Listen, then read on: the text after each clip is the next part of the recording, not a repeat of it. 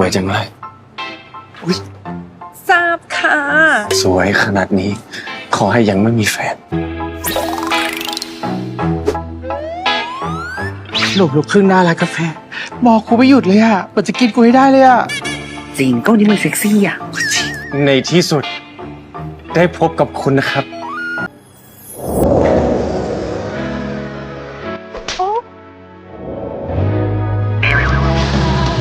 สาวสวย ระดับประติมากรรม สวัสดีค่ะสกายค่ะ Fuck you say นะครับอะไรกันล่ะแต่ตอนนี้อยากเปลี่ยนชื่อเป็นก้อนเมฆเลย ทำไมอ่ะคะ จะได้อยู่คู่บนฟ้ากับสกายไงครับ สกายก็อยากจะเปลี่ยนชื่อเหมือนกันค่ะ เปลี่ยนเป็นอะไรครับ ปั๊บมีสิ